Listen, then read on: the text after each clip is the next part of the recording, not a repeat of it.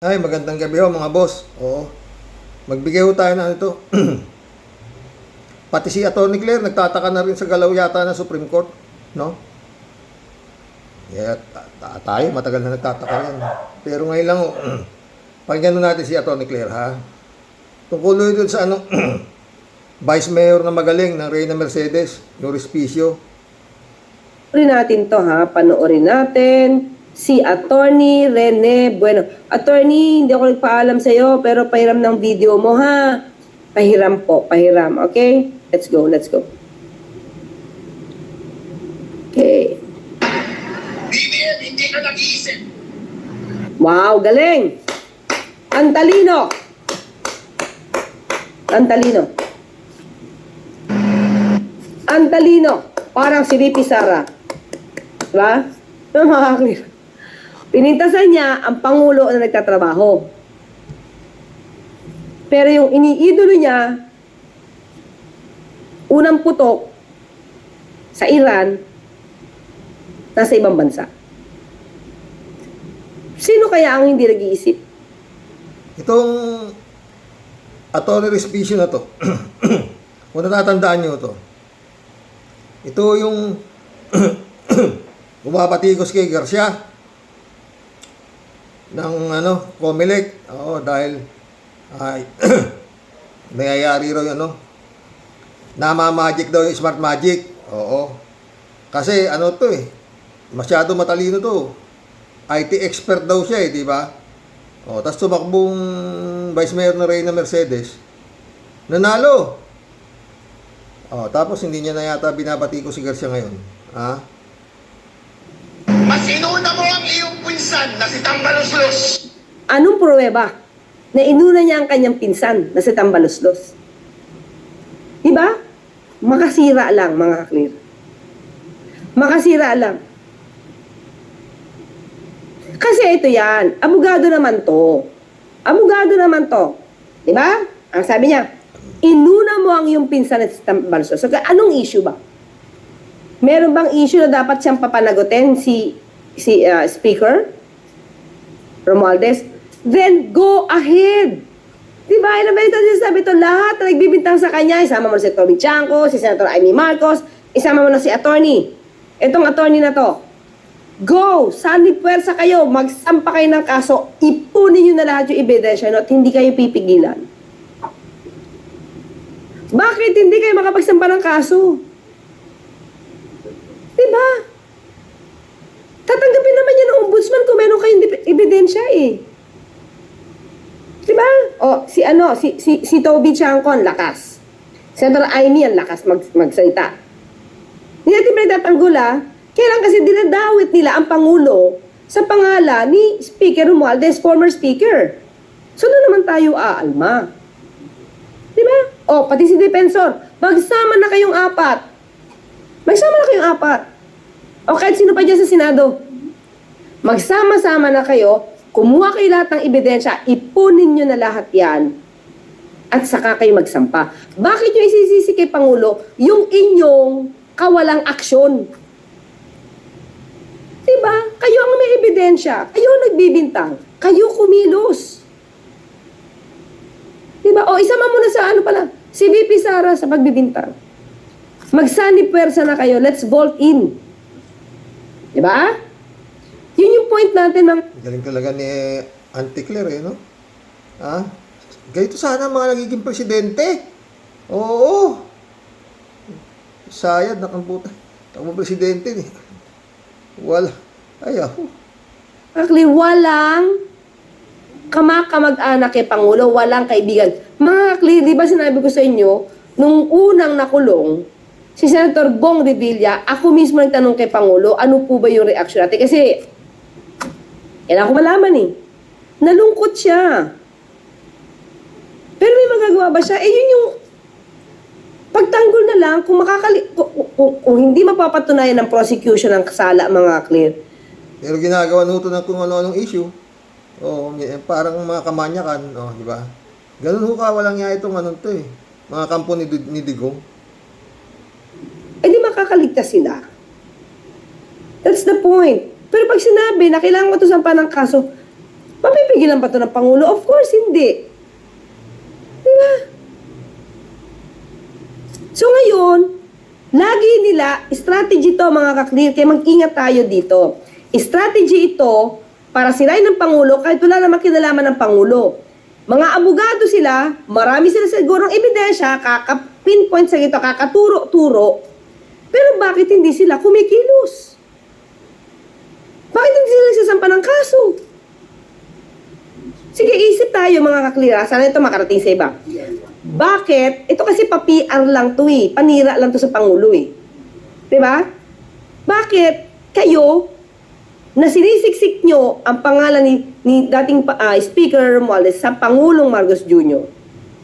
At para bang kinakampiyan ng Pangulong Marcos Jr. porket pinsan niya, eh di kayo na magsampa ng kaso. Tignan natin kung papahinto kayo o pipigilan kayo. Ang tanong, may naisang pa ba kayong kaso? Meron ba kayong ebidensya maliban? Bakit nga ba ganun? Ha, mga matatalino. Dakdak kayo ng dakdak. Hindi nyo kasuhan. Gayahin si Senator Trillanes. Oh. Di ba? Puro kay daldal, puro kay daldal. O, tangin na. Wala naman kayong... O, di ba? Tama si Auntie Claire. Puro lang kayo dakdak. Niya sa bibig nyo. At sa naglalakihan yung butas ng ilong nyo.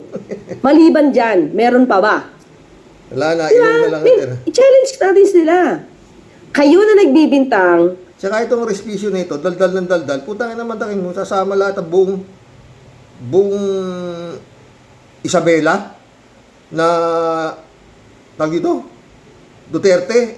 Puta, hindi rin nahihiya eh, no? Parang tanga lang. O, bakit pinapanood ko na yan? Ayoko na sana ano eh, pero kumalat na eh. Na talagang sobrang, parang may diferensya eh. O, parang may diferensya. Parang ano rin siya. Parang si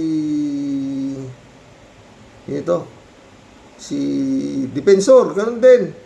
Parang si Topacio, yun ang mga ano na nila eh. Puro, yan ho ang mauupo sa Malacanang. Labas-masok sa Malacanang yan, para mga may tililing na yan. Pag si tililing ang nanalo.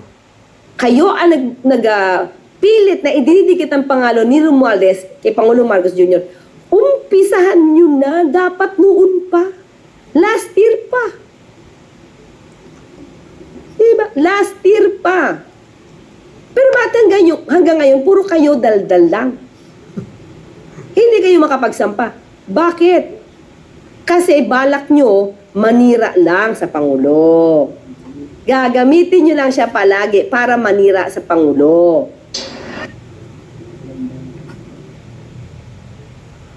Diba? Propaganda nyo yan. Kaya ngayon, itong si Toby Chanco, walang big fish. O di ikaw magsampa doon sa mga big fish na alam mo. Tama. May alam ka pala eh. Diba? May alam kayo mga ebidensya. Sabi nyo, di go ahead. Bakit di nagsasampa? Puro kayo parmedia. Propaganda. Isa kang tanga! Diba?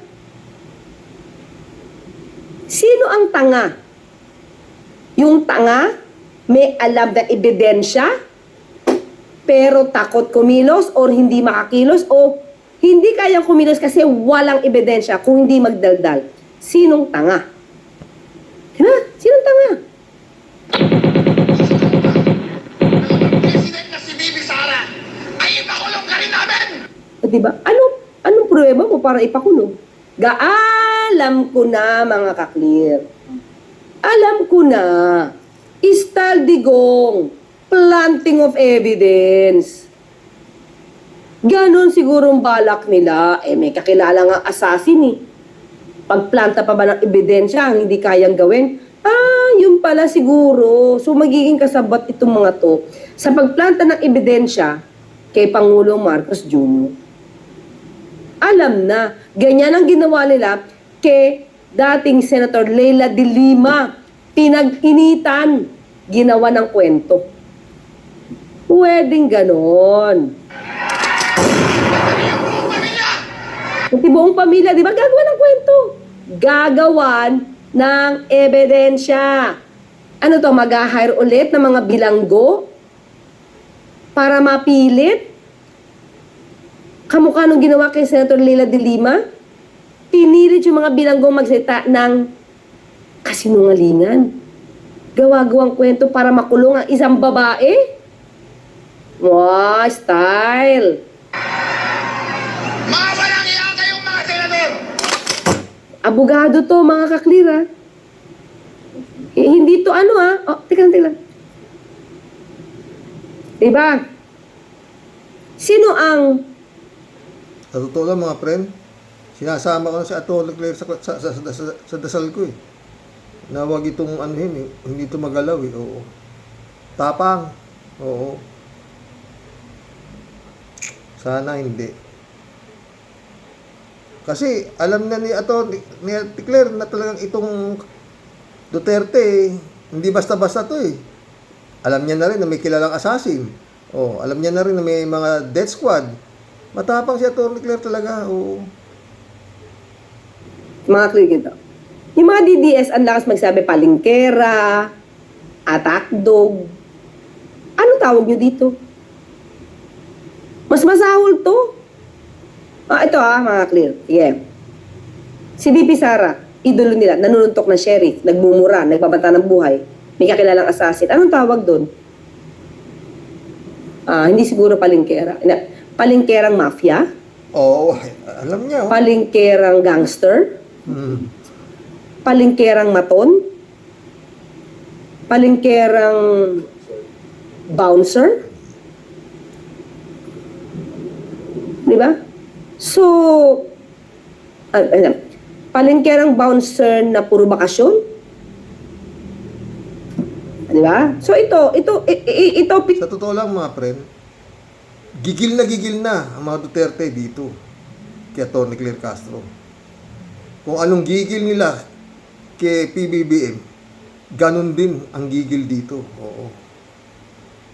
Mas masahol na uto kay Percy Lapid, sa totoo lang, no? Si Percy Lapid doon nung napatay. Hindi sinasagot, di ba? Basta si Percy Lapid, salta. No.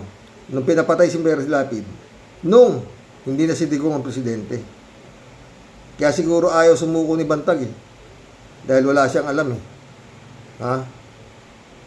napalakpakan pa nila. Gusto nyo bang makulong din kayo? Ganun ang panakot, oh. So, lawyer. Diba? So, mga ka-clear, ang Supreme Court ba hindi ito nakikita? Ayan na. Oh. Nagtanong na si Auntie Claire. Imposible namang di nakikita sa Supreme Court yan. Ha? Imposible yan. Pero ang Supreme Court, bulag. Bakit? Hindi gumagalaw eh.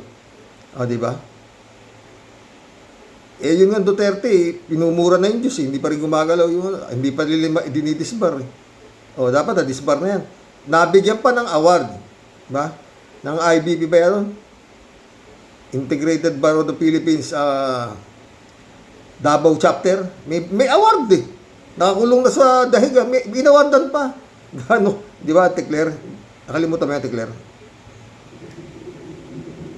Kasi, si Larry Gadon, tinake up natin yun. Sabi ko talagang hindi maganda ang ginawa niya at that time. Diba? Hindi na, Barya lang si Larry Gadon dyan. Larry Gadon, hindi na napak na sheriff. Pero ito, nanapak na sheriff. Wala man lang sinasabing motu proprio na, hinintay pa nila magdemanda yung sheriff na nasapak. Oh, nagkaroon na rally-rally nun eh. Pero inuudyo ka nila yung sheriff na nasapak. Dapat yung korte na diretsong nagsampan ng kaso. Di ba? Wala eh. Talagang napakabigat ho nitong sindikato na to, mga friend. Oo. naman natin syempre kaakampihan kung ano yung mali. Di ba? Pero inano yun ang Supreme Court ha? Motu proprio yun. Motu proprio. Ito kaya. Hindi kayo ito nakikita ng Supreme Court. Hindi kayo nakikita ng iba ng Supreme Court sa ibang mga abogadong mga fake news peddlers. Di ba? Isama mo na to. Baka naman dapat kagalang-galang na Supreme Court. Dapat nakikita niyo po siguro to, ha? Kasi Duterte to, hindi natin alam. Buenos días, buenos tardes, mga amigos, mga amigas, aking mga kumpanyeros at kumpanyeras. Magandang araw po sa inyong lahat. Ako po ang inyong lingkod, Atty. Rene Bueno. Bago po tayo magsimula sa ating Sige. Lakas tama ni Harold, lalo nung dumating dito sa Davao. Nandiyan pa sa nakatikim ng Class A galing kay Pulong. Okay, mga kriteram. Ay, ba't yun to? mampapatas. At sa kanyang lamang. Aminado po ako hanggang ngayon. Ito ha, mga clear ha, tinan nyo to. Government employee pa to. Ombudsman. Yan na. John Vic. John Vic. Secretary John Vic. Dapat siguro makarating talaga to. Wait lang mga clear ha. Gusto ko lang pakita to sa kanya. To. Attorney Rene Buena, sandali lang po, papakita ko lang to mensahe ng iba. Kasi ito, si Mark Ian Everyday. As someone with both Ilocano and Ibanag blood, let me be clear. You do not represent me, Mr. Respicio. In our family and our town, we call people like you mangibabain. Mangibabain. When mangibabain ka, Apo Vice Mayor. Vice Mayor. Naintindihan ko yun ha. Parang nakakahiya ka sa Tagalog yung makibabain na yan. Oo. Talagang nakakahiya na yung pinagagawa nito si Respicio eh. Oo. Pero to eh. Sao ka nga sao. Tama ba? Sao ka nga sao. Haan met nga pudpudno iti ibagbagam. Sinasabi mo. Taga-inep ka na. Sorry. Taga-inep kan sa duldog. Sorry, hindi ko maintindihan yan, mga kalibilang basa ko lang ha. No, you do not represent us, Mr. Respicio, and hindi kami solid Duterte. Ang Isabela po ay nasa norte, isa po akong Ilocano. Ang mga Ilocano, ang mga taga-Isabela, ang mga taga-Luzon ay solid Duterte. Yun ang sabi niya. Yun ang sabi niya, oh. Ang Isabela, nasa norte, mga Ilocano, ay solid Duterte. Sabi ni Harold Respicio. Vice Mayor ng Reyna Mercedes Isabela. Ano sabi niya? Sabi ng mga tao, Kajing, dapat madisbaryan sa Respicio, sabi ni Rosemary Cudal. Walang katotohanan ng mga pinagsasabi. Hindi siya tunay na Ilocano. Wala siyang karapatang ibandila na solid Duterte ang Isabela. Gigil, hindi. Dahil hindi naman totoo. Tama. Ito mga kliro. Ito Kajing, we're from Vizcaya. PBBM po kami. You don't speak for everyone, sabi ni Parang may sira na sa ulo. Pinagmamasta ko kung gumanon eh. Parang may diferensya talaga sa utak. Yang si Respicio. Juana Marie Cheyok. Robert Liabore. La Union Solid BBM. LG Marie Glenn. Sila ulo, wag mo kaming idamay dahil hindi kami makaduterte. Bonnie Cabanting, Dolores Jr. Hindi ko, ito na makaklira. Look, diit mo, Respicio. Robert Gunabe, no to sa Ratanas. Esmeralda, Yarcia, sure ka? Leia Ligikan, Maguyong Iton. Romualdez Jude, Maat, kamote to eh. Wag niya generalize lahat, bugok. Lisa Limon, taga-norte din po kami pero hindi naman kami makaduterte kaya wag mo lahatin, mga solid Marcos po kami. Cagayan BBM kami, sabi ni Mel Molina. Kita nyo? Diba? Kamusta sa yung ginawa niya sa Pangulo, dapat madisbaryan kasi hindi ganyan ang asal ng mga abogado. Rosemary Cudel. Kaya nga sana makita to ng Atty. Rene Bueno. Sana makita to ng Supreme Court. Diba? Sana makita to ng Supreme Court. Hindi ito katanggap-tanggap. Isa siyang vice mayor.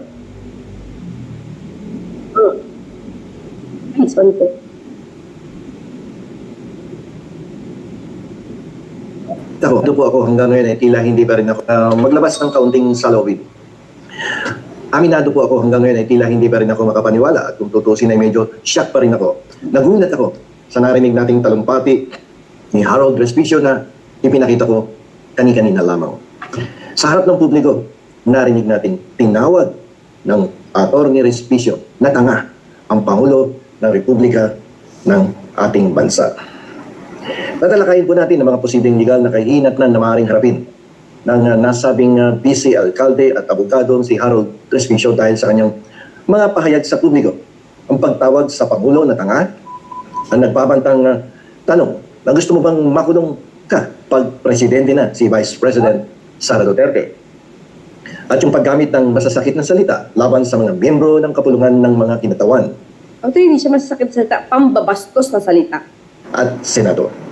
Bukod po dito, itataas natin ang panawagan para sa Pangulo at lalong-lalo na po sa mga mahistrado ng ating Korte Suprema. Yun. Simula ng pagsisiyasat motu proprio laban sa kanya dahil sa pag-uugaling hindi angkop sa isang opisyal ng hukuman, officer of the court, at paggamit ng mapang-abusong wika laban sa mga mambabatas. Kami po mga abogado kapag nakakakita ng ganito, medyo naapektuhan sapagkat kami ay damay dito sapagkat Attorney, sandali Attorney, sandali.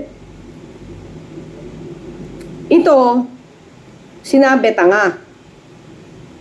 Diba? Nanakot pa. Tapos pinapanawagan natin ngayon na dapat kumilos sa Supreme Court. Pero di ba dapat noong nagbanta ang Vice Presidente, abogado din yon? Nagbanta sa Pangulo, minura? Kita ng buong mundo? Hindi ba dapat sana kumilos din ang Supreme Court doon? Dapat, di ba? Oh. Di ba? Yun yung dapat kinilusan ng Supreme Court. Dahil hindi Paano kikilos kaya yung Supreme Court? Puro appointed ni Digong yan. Di ba? Kaya yan ang ampiano ito, sindikato na ito eh. Ang bigat eh. Pati hawak nila eh. Dapat talaga kumilos na doon eh, di ba? Maski na nung pagsasapak lang yung sheriff, dapat gumalaw na doon yung Supreme Court eh. Baboy na itong ano na to. Pati Korte Suprema, parang baboy na baboy. Mantangin mo, magdadala doon yung mga silaki mo. Oh, eto, mga pirma. Supreme Court, aksyonan mo na yung petition ng magkakapatid na Duterte, yung habeas corpus, para deklara mo na illegal yung pagkakadakot sa Digong. Ganon, inuutosan ng mga ano eh. Anong klaseng Supreme Court to? pwedeng makaalpas sa kanilang panunuri yun dahil kalat na kalat yun. Oo ah. Eto nga, maaaring hindi pa makita eh. Kung di natin tinitake up eh. Pero kay VP Sara, kita ng buong mundo yun. Pero ba't hindi kumilos sa Supreme Court? Pero kay Larry Godon, kumilos. Kay attorney, although DDS na siya, still, si engineer, I forgot the name. Si Kausing. Yung dati kaibigan ni Si Kausing. ni attorney Enzo. Si Toto Oh, Kausing. nag-ano lang yun si Kausing. Nag-ano lang yun ng pleadings. Nag-post lang. Disbarred. Si VP Sara, walang action. Walang action.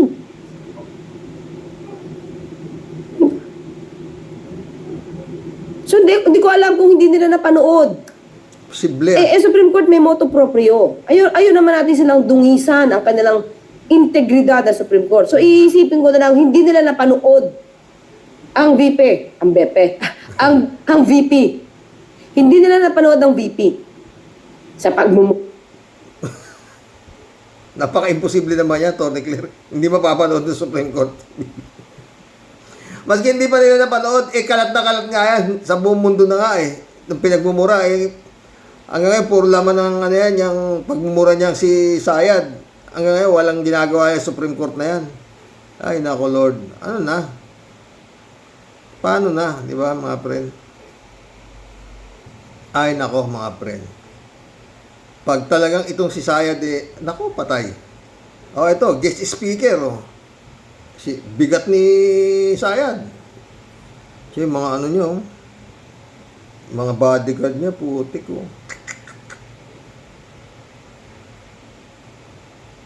Darating ang panahon na Ito na guest. Ito, mabigat talaga si Sayad. Naging guest siya ng graduation ng kindergarten. Commencement. Bigat mo, Brad. Be humble. Be happy. Be careful. Huh? There are the 4 B's shared by BP. Pakinggan mo. Be kind. Huwag kayong sumali sa pang-aapi, paninira, o pananakit ng inyong kapwa-tao. Ayaw mo gapil sa Kaya pala pegsasapak mo yung sheriff. Totoo talaga ako dito. Bata mo kalat ni. taot, pagguba sa inyong isig ka tao. Klaro na. Pangalawa, be humble. Lahat kayo may iba't ibang talento Oh, be humble, ha? Parating naka-helicopter. Kung saan bansa nagpupunta ito, humble ito. at kakayahan. Gamitin ninyo ang inyong talento at kakayahan para tumulong ng inyong kasamang estudyante. Para tumulong ng kasama niyo, para makatulong sa kasama yung estudyante. Tagalog na ano. Anak ng puto, oo. Panginoon, maawa po kayo sa Pilipinas. His Excellency, nako. Hindi pwede sa mundong ito Tignan yung mga bodyguard niya, mga boss. na ikaw lang mag-isa ang magaling. Kailangan din matuto ang inyong mga classmates at inyong mga schoolmates. Gamitin ninyo ang kakayahan ninyo para tumulong. Pangatlo, be happy. Sakit ng tiyan. Ay negatibo. Naririnig natin paulit-ulit ang problema ng bahay, ang problema ng pamilya, ang problema ng mga magulang. Kasali na ang problema ng eskwelahan ng ating mga teachers. Kahit sa ating buhay, meron din tayo problema. Pero kailangan tingnan natin na merong mga maliliit na positibo na nangyayari sa ating buhay. Sabi siguro ng mga kindergarten,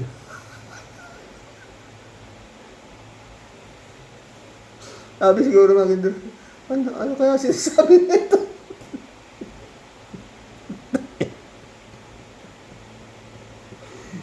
Sabi siguro ng mga kindergarten, ano kaya sinasabi nito? Tayo Sara, hindi na iya to. At kailangan natin magpasalamat sa Diyos sa mga positibo sa ating buhay kahit ito ay maliit. Anong maliit? At pang-apat, Pang-apat be pa. careful. Be careful. Pilia og tarong ang inyong mga amigo. Piliin. Tungod kay ang inyong mga amigo, duha lang ang padulngan ug dadon mo nila. Una sa kaayuhan, ang ikaduha sa kaparutan o kadautan. Mao nang kinahanglan piliun ninyo og tarong kung kinsa ang inyong mga amigo. Dili kinahanglan nga amigo ninyo tanan. Isang mambabat. Piliin nyo raw yung inyong mga kasama. Yun ang sinasabi nito si Sayad. Diyos ko. Ang puta. Puta. Papa, presidente, tatakbuhin yan. Tsura na yan. Puta. Siya pupulutin itong bansa na to. Oo. Yung mga nagsusulsul naman dyan. Kaya nakakatakot mga boss eh. Hindi yan mga ngahas na tatakbo yan na walang ano yan. Puta. Baka yari na nga yung ano eh. Baka ha. Yari na. Baka nakakamada na. Puta.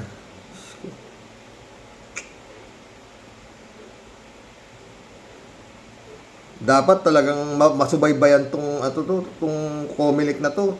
Yung mga counting machine nito, sus Mario Jose. Nakaka-nervyos. Oo. Eh kung titignan mo naman tong si Sara na to wala na to Yung sa Antipolo, sinuportahan niya yung kandidatong congressman, yung anak ni Akop din na nanalo. Kinanapan nila yung minanipula pa nila yung survey, biniliktad pa nila 78% daw yung sinusuportahan ni Inday Sayad. Tapos yung anak ni Akop, ganito lang. Bandang huli, anong nangyari? Baliktad. Yung palang anak ni Akop pa 78, tapos yung 12% lang yata, whatsoever. Wala na ho to Wala na ho to Sa totoo lang, si Abante, Congressman Abante, kinontra rin ni Sayad, nanalo rin.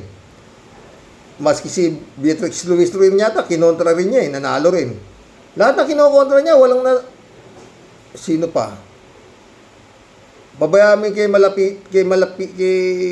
malapitan ba yun, yung kalaban ni Sentry? Dating naman yun di ba? Sino pa? Si Joel Chua, kinontra niya rin yan. Panalo rin.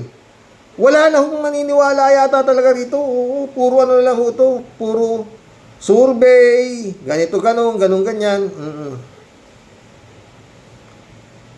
Wala na ho yan.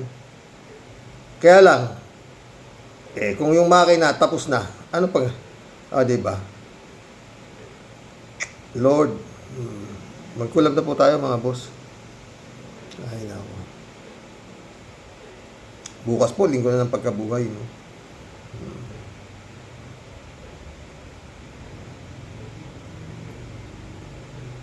Ay, nako.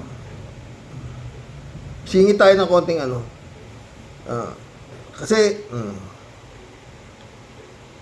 nanood ako ng Ten Commandments, Jesus of Nazareth, Ben-Hur, mga mahilig ako manood ng mga ganyan Napanood, yung hanggang ngayon, pag napapanood ko yung si Jesus of Nazareth, pumapasok ko sa isip ko na napako sa krus itong Panginoon Jesus na to dahil sa katangahan ng tao, no? Sa katangahan ni Judas. Mahaba-haba ho to, pero konti lang siguro, sure, katingon lang. Katangahan ni Judas. Alam nyo, sa totoo lang, hindi naman akalain ni Judas na yung ginawa niyang yun, yun ang magiging daan para mapako ang Panginoong Jesus sa krus. Hindi niya alam yun. Kasi itong Judas na to, nakikita niya nakikita niya. Commercial lang ho to, no? Nakikita niya yung mga nagagawa ng Panginoong Jesus, mga nakakagamot ng nakakita yung bulag, kalakad yung... Nakikita niya. Oo. Kung ba't naman...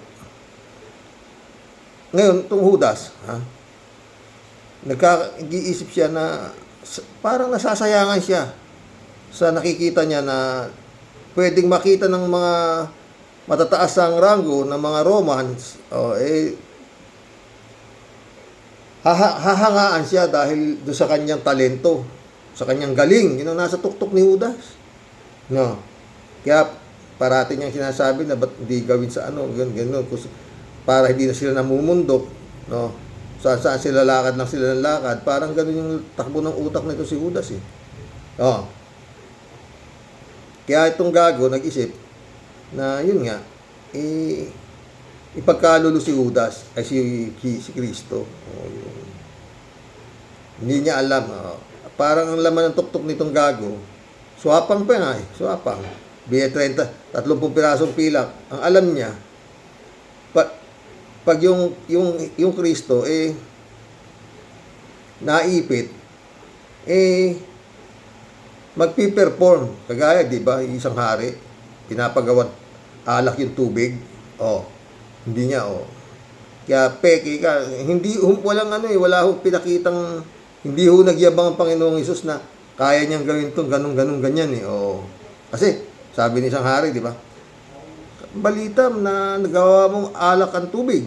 Itong nakakakita ang bulag na maraming nakakarinig. Ganon. Kaya ito simple. Walang ganon. Di ba? Sa katangahan talaga eh. Kaya itong Judas, bakit di ko masasabing hindi akalain ni Judas na yun ang aabutin niya? Di ba nung nakita ni Judas na pinahihirapan ng Jesus kinausap niya yung mga pinagbentahan niya, ibinabalik niya yung 30 pirasong pilak. Wala na. Paano pa niya? Kung pwede lang gawin ni Judas na itakas si Kristo ang Jesus Dahil sa nakikita niyang hirap Bandang huli, wala na magawa yung gago, nagbigti na. Yun.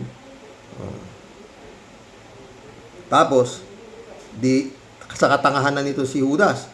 Di ba mga friend? Eto na ngayon, nililitis na yung Jesus. Yung sagot niya naman hindi sa ni Pilato. Pero wala namang ayaw ni Pilato saktan yung Jesus Ayaw niya rin ang problema nga itong mga troll. Di ba? Pinapipili ngayon ng Pilato kung sino palalayain, itong kriminal o itong walang bayad kasalanan. Ang sinigaw ng mga tanga Free Barabbas. Yun. Ano gagawin ko dito? Sabi ni Pilato. Papakong sa krus. Yun. Kaya naghugas ng kamay si Pilato. Wala akong bayad dugo sa dugo ng tao na to. Bahala kayo. Kung crucify nyo. Yun. Kaya sa katangahan di ba? Sa katangahan nga ako. Yun lang yung mga friend. Magkulab na po tayo. Pero para sa akin, yun ang nangyari sa Panginoong Hesus Kristo. Diba? Ay nako. Kung hindi sa tangang si Judas, hindi mapapako sa krus, di ba? Kundi rin naman dito sa mga troll ni Barabbas. Diba? Pero nandun na yun. Pero yun lang ang para sa akin. Kaya yan pa ako dahil sa katangahan ng tao. Tao si Judas, unang si Judas Kala niya pag naipit ang Kristo, gagawa ng milagro, hindi. Diba? Magkulab na tayo mga friend. Mamerto Junior Salonga, shoutout. Karox, sa totoo lang, pansinin mo lahat ng bansa na may idolatry, mahirap. Pwede.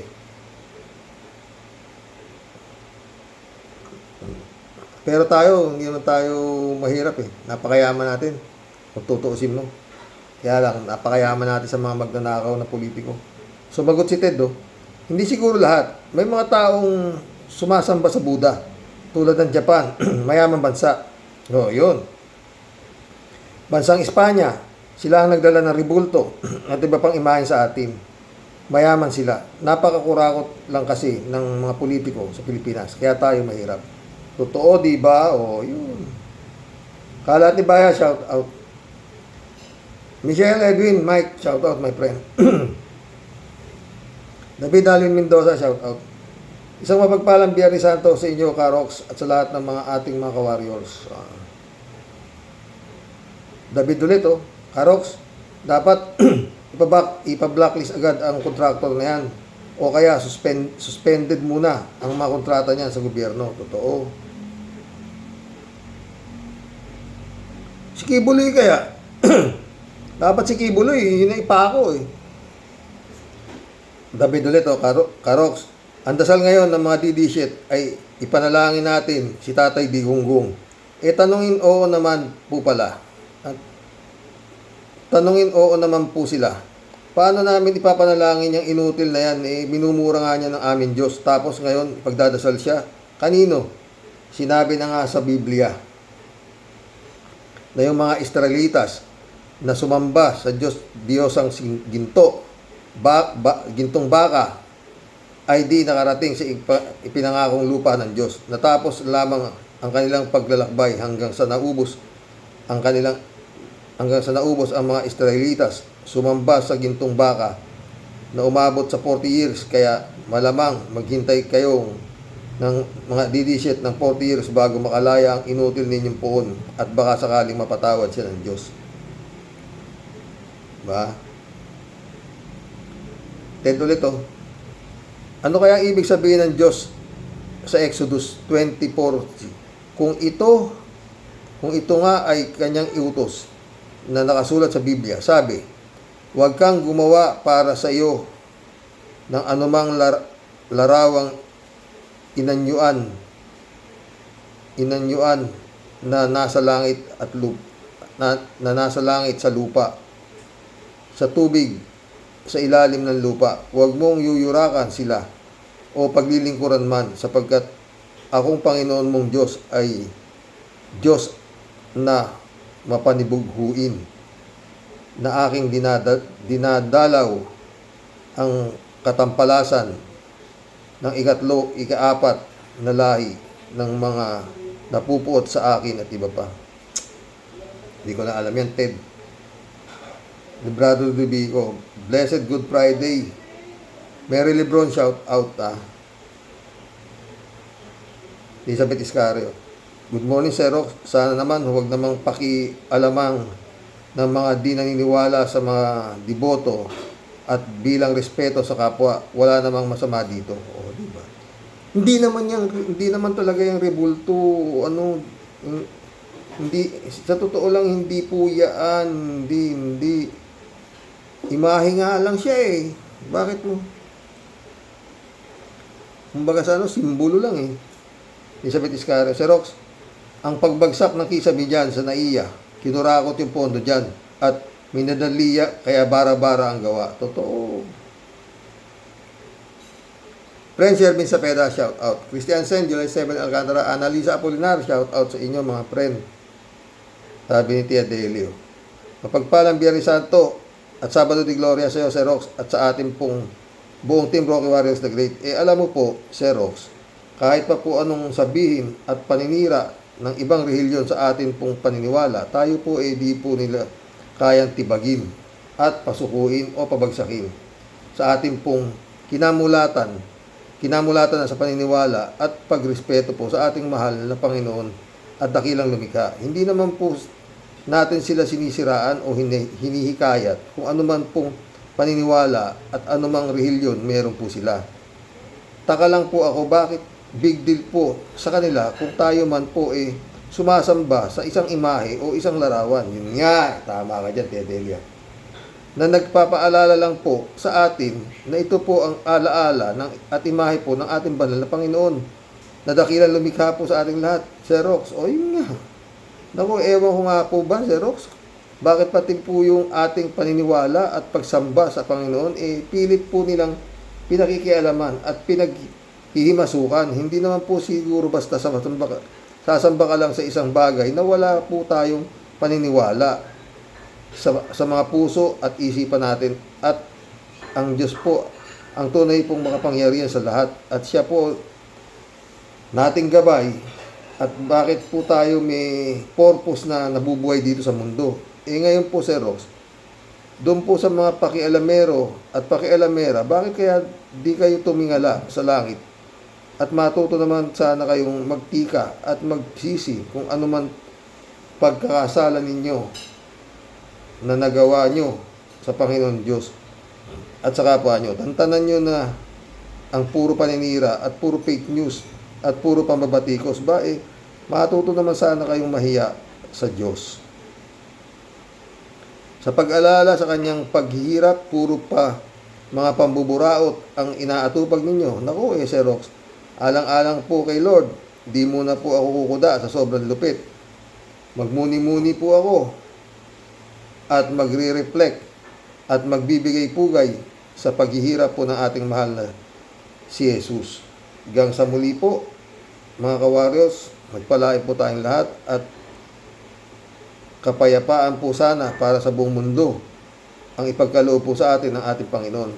Sobra na pong gulo, nakakalungkot po, Sir Rox, sa halip pong magkaisa para sa masolusyonan ang problema, ayaw po gang magsitigil at magsitino ang nasa panig po ng mga kampon. Ingat po, Sir Rox, God bless. Mabuhay ka po at maganda pong adhikain at magandang pangarap ang hangarin para sa ating lahat.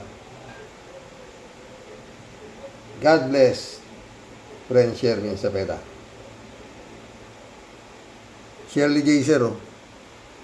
Bakit ba, Karox, mga Katoliko lang ang pinag-iinitan nila? Yung ibang bansa nga bungo o maskara or elepante, kung ano-anong sinasamba nila. Kala mo naman hindi sila galing sa relihiyon ng Katoliko. Yun nga, Shirley, Happy Easter to all of us, sabi Shirley. Shirley din, oh. Bakit po kaya pinapayagan sila dyan manirahan, Karox? Delikado ang lagay dyan. Bakit kaya nakikinabang ba ang mga politiko dyan sa mga yan? Grabe talaga ang buhay, mahirap na nga. Nagagamit pa ng mayayaman at trapong politiko. So sad. Totoo yan, Shirley. Tsaka problema to, Shirley, pag bumaha, aakyat sila sa lilisanin nila yung kanilang lungga na yun para silang mga daga, no? Mary Lebron. Pangalawang panood ko pa lang ito, Xerox, para no skipping ads. Oo. Marilo Pabianak, shout out, ha? Natapos na, mahal na araw, pero itong mga DDS, wala man lang pangingiling sa banal na araw. Pati si Atty. Yuse Claire ginagawa ng intriga. Grabe, kapag walang maibato, babanatan ang personal na buhay. Totoo yan. Tila ang lalim na ng naging epekto ng kasamaan sa kanila. Anong malalim? Mga demonyo sila, Kumbaga po tayo, simbolo lang yun, pero kumbaga po tayo, simbolo lamang yun, pero alam natin na si Lord ang direktang kausap natin. Totoo yun, nak, at yung nasa pananampalataya ng bawat isa sa atin. O, di ba? Yun nga di ba? Yung sa ubando, di ba meron yung sinasabing hindi magkaanak, sasayaw sa ubando. Nagkakaanak, Kaya sumikat din yun. Santa Clara, Pinumpino. Yung kanta, Nagkakaanak, Oh. Di ba? 3JCO po. Xerox, please don't get upset with me if I disagree with your explanation about Catholic practice tungkol sa mga images. Oh, I was like you noong hindi ko pa nababasa ang Bible. Ayan sinasabi ko, Kaya ako, ayaw ko magbasa ng Bible, Tignan mo yung hipag kong baliw. Basa ng Bible, napasok pa ng demonyo utak. Tuloy natin kay 3JCO.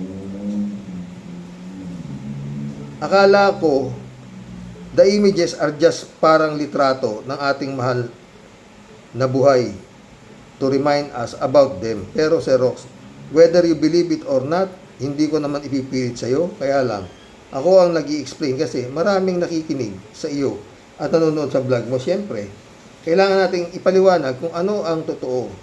The Bible is very clear. God does not want us, human, to make any sort of images. Oh, part of the Ten Commandments, which states, you shall not make yourself a carved image of any likeness of anything that is in heaven above, or that is the earth beneath, or that is in the water under the earth. Kasi si God ay isang spirit, and we have to worship Him in a spirit and in truth. The reason people says na ang Katoliko ay sumasamba sa mga imahe kasi hinahalikan nila ito. Pinupunasan ng panyo, tapos hahalikan ng panyo. Pinuprosesyon. There are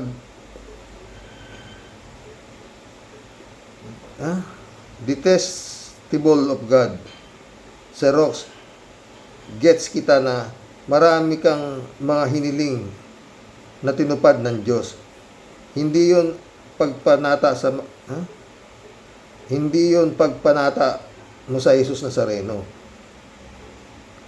Ang nagpagaling sa anak mo noon, kung hindi ang iyong faith. Totoo yan, friend. Yung paniniwala ko sa kanya, totoo.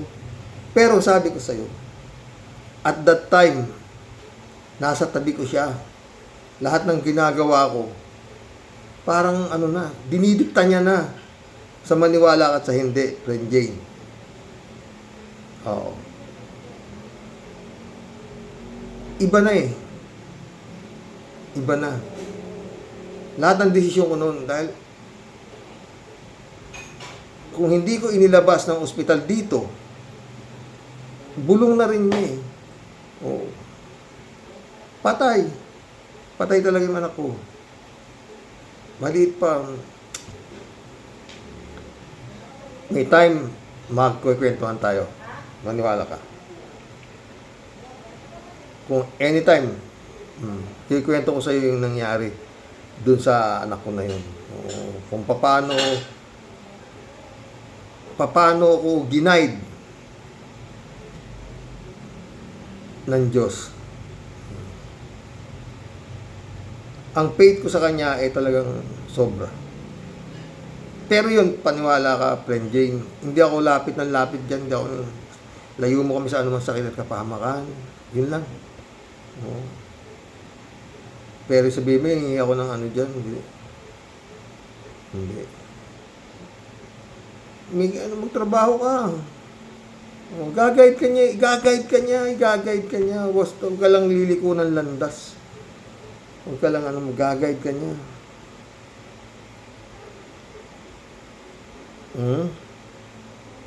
Sabi mo, ayaw mong magbasa ng Bible kasi nakakaloko ito. Tulad ni Sister Grace mo na si Grace. Mali ang kanyang pananaw. Ang daming nababaliw pero di naman nagbabasa ng Bible. Tulad ni Sarah.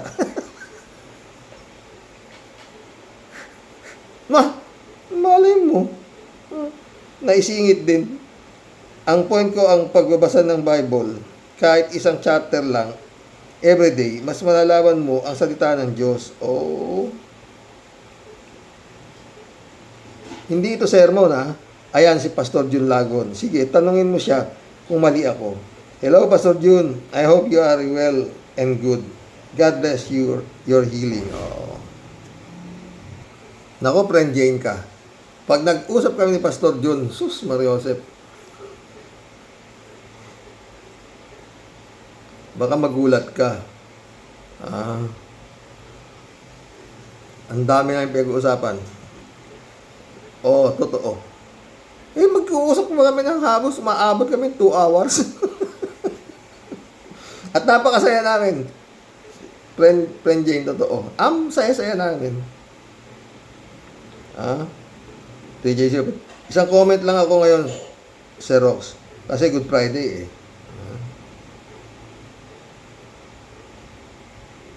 Ay, isa na lang. Kahit magkaiba tayo ng paniniwala, friend pa rin naman tayo. Oo naman. Saka hindi naman ako makakapagbago ng isip mo, kundi ang Holy Spirit. Oo. Totoo yan. Sana subukan mong magbasa ng Bible. At kung may tanong ka, ask me anytime. Sasagutin kita about sa aking makakaya. Oo. Oy, meron akong sabihin mo kung mali ako, ha. Oo. Ang nagpapako kay Panginoong Hesus ay ang katangahan ng Judas. Meron bago. Kapaligiran. True. Sana walang DDS dyan dahil hindi sila nararapat sumamba sa Diyos. Si Duterte ang Diyos nila. Yun nga eh. Baka itong sana wala yung mga suktong dami natin, mga deboto. Baka naman meron pa kayong DDS kay Jesus Mariosep po. Sana hindi maawa. Ay Jesus, Lord. Ay, mission accomplished mga friend. Oo. Dolor Garcia, friend Ayo Bingson. Eman Iscalon, anak. Eddie Luna. Christian Cheng. Good night. God bless. Bukas, Pasko na ng pagkabuhay. Simba na naman tayo.